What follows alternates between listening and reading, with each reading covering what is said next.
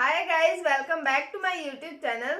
हम पढ़ रहे थे राजस्थान में किसान आंदोलनों के बारे में, जिसमें हमने बिजोलिया किसान आंदोलन के बारे में पढ़ लिया था। आज हम एक नए किसान आंदोलन पर चर्चा करते हैं जिसका नाम आता है बेंगू किसान आंदोलन। तो चलिए शुरू करते हैं।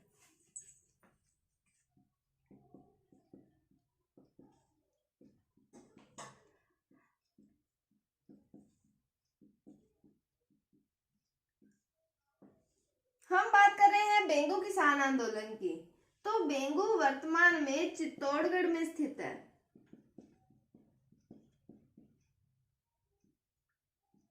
वर्तमान चित्तौड़गढ़ में है बेंगू। उस समय भी ये चित्तौड़ में ही था। हमने जैसे बिजोलिया में पढ़ा था कि भीलवाड़ा में ए श्रेणी का ठिकाना था, तो वैसे ही बेंगू जो है वो भी चित्तौड़ में ए श्रेणी का ठिकाना था।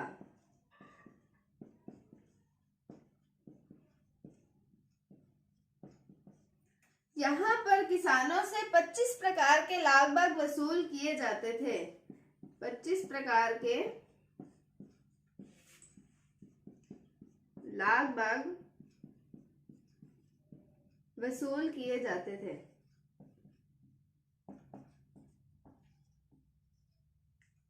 और यहाँ पे मेन जो मुद्दा था जिसके कारण किसानों ने आंदोलन किया था वो थी बेगार प्रथा। यहाँ पर बेगार प्रथा का प्रचलन था। इस कारण किसानों में ये था कि हम क्यों फालतू में बेगार प्रथा को फॉलो करें, इसलिए सबसे मेन कारण जो आता है वो आते हैं बेगार प्रथा। ये जो आंदोलन था बेगार प्रथा से सर्वाधिक प्रभावित था।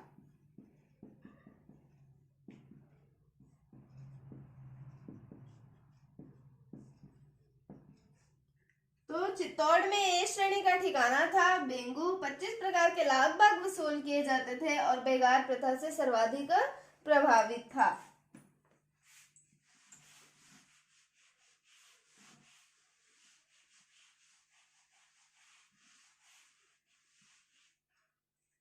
फिर हम देखते हैं कि ये आंदोलन शुरू कब हुआ था। ये आंदोलन शुरू हुआ था 1921 ईस्वी में। कहां से शुरू हुआ था? ये हुआ था मेनाल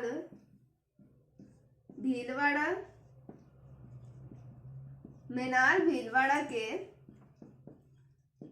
भैरूकुंड नामक स्थान से।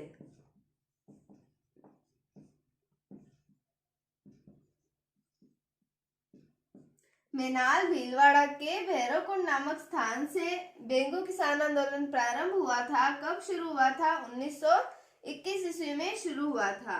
तो इसकी जानकारी लेने के लिए राजस्थान सेवा संघ ने 2 सदस्यों को भेजा था, अपने 2 व्यक्तियों को भेजा था। तो उनके नाम क्या आते हैं? हम ये कह सकते हैं कि इस आंदोलन की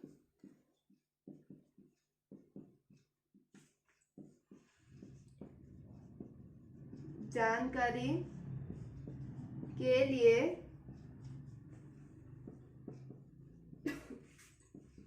राजस्थान सेवा संघ ने सत्याभक्त व राम नारायण चौधरी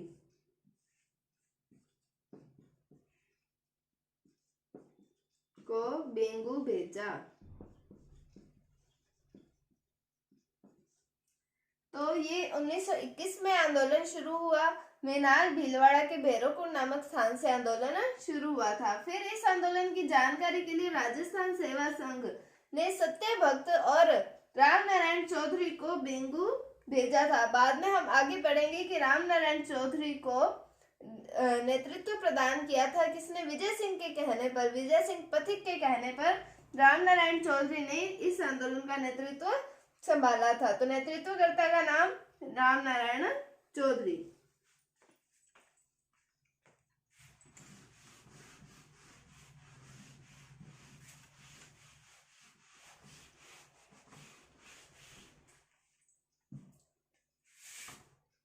तो मैंने क्या बताया आपको? विजय सिंह पथिक के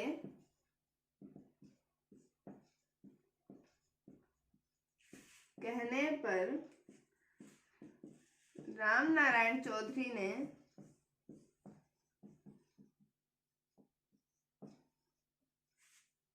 इस आंदोलन का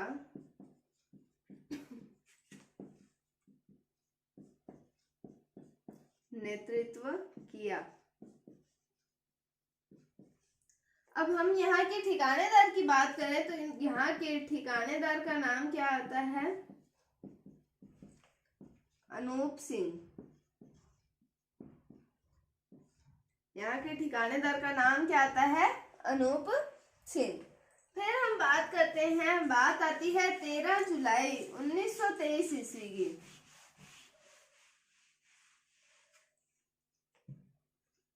बात कब की आती है? 13 जुलाई 1923 ईस्वी की। तो 13 जुलाई 1923 ईस्वी को किसान जो थे वो गोविंदपुरा नामक गांव में एकत्रित हुए थे और उन्होंने वहां पर एक सभा का आयोजन किया था। तो 13 जुलाई 1923 को किसान गोविंदपुरा में एकत्रित हुए थे और वहां सभा का आयोजन किया। तो हमने कहा कि गोविंदपुरा में चल रही है सभा और एक अंग्रेज अधिकारी जिनका नाम आता है ट्रेंच, उनके नेतृत्व में सेना ने इस सभा पर गोलियां चलाई। तो किसके नेतृत्व में? ट्रेंच के नेतृत्व में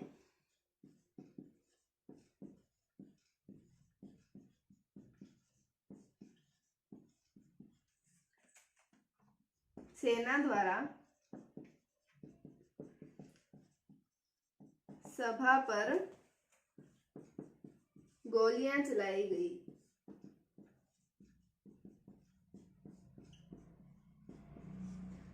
कहीं कहीं किसी बुक में ये बात भी आती है कि उन पर लाठियां चलाई गई थी, पर मेन जो था वो था गोलियां ही चलाई गई थी, जिसको हम मान सकते हैं कि हाँ गोलियां ही चलाई गई थी। ऑथेंटिक बुक्स के अंदर गोलियों का ही वर्णन आता है, लाठियां उन पर नहीं चलाई गई थी। तो ट्रेंच के नेतृत्व में सेना द्वारा सभा पर गोलियां चलाई गई थी। इसमें दो किसान जो थे, एक थे रूपाजी धाकड़ और एक थे कृपाजी धाकड़, ये शहीद हो गए थे।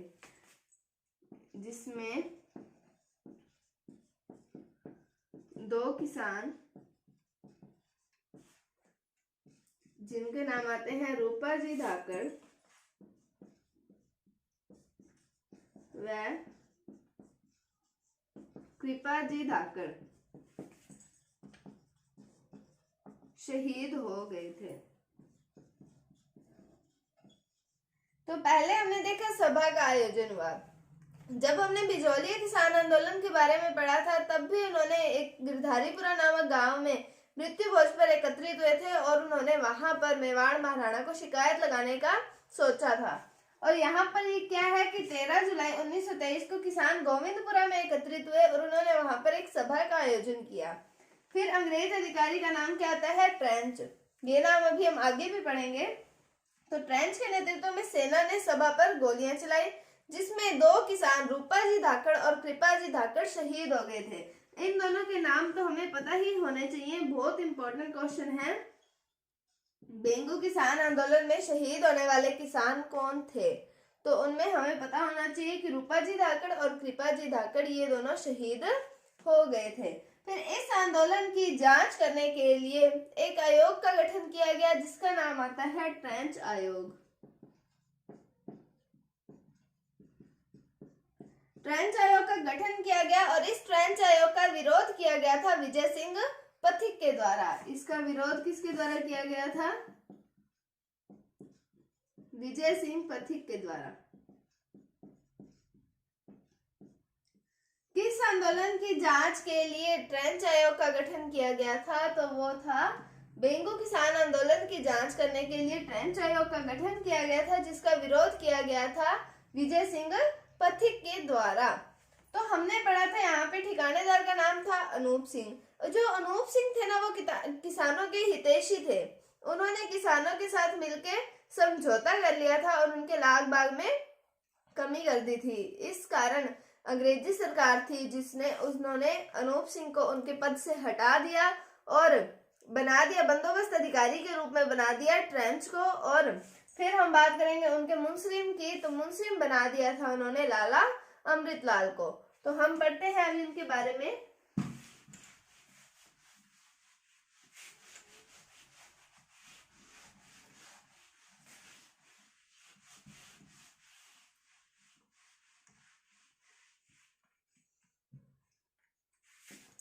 मैंने आपको बताया ठिकानेदार कौन थे,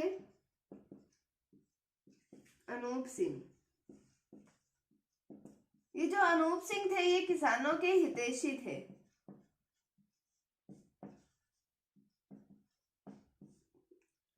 तो इन्होंने किसानों के साथ किया एक समझौता। इन्होंने किसके साथ समझौता किया, किसानों के साथ समझौता किया, जिसके अंतर्गत मैंने बताया इन पर 25 प्रकार की लाग बाग लगती थी, तो उन लाग बागों को कम कर दिया। तो लाग बाग कम कर दी गई, जिसमें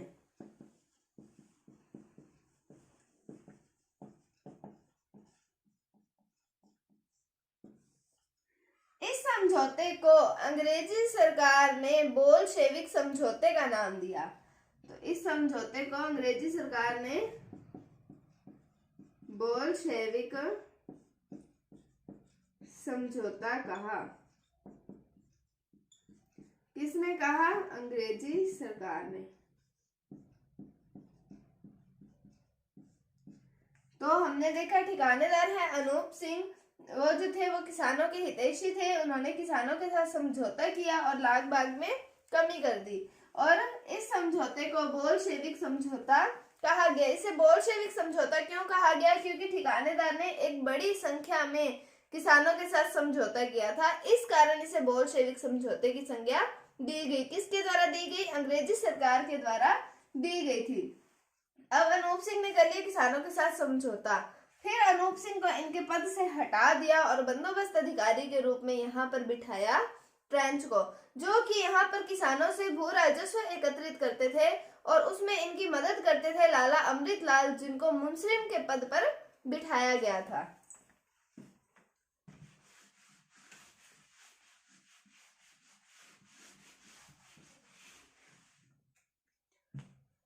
तो अगर हम बात करें तो यहाँ पर बंदोबस्त अधिकारी के रूप में किसको बिठाया गया,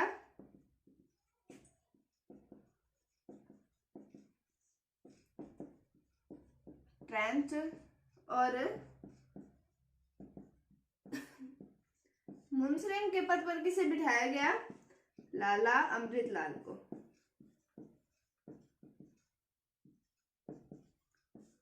अब ये जो ट्रेंच था बंदोबस्त अधिकारी के पद पर है, तो ये किसानों से भू राजस्व एकत्रित करता था।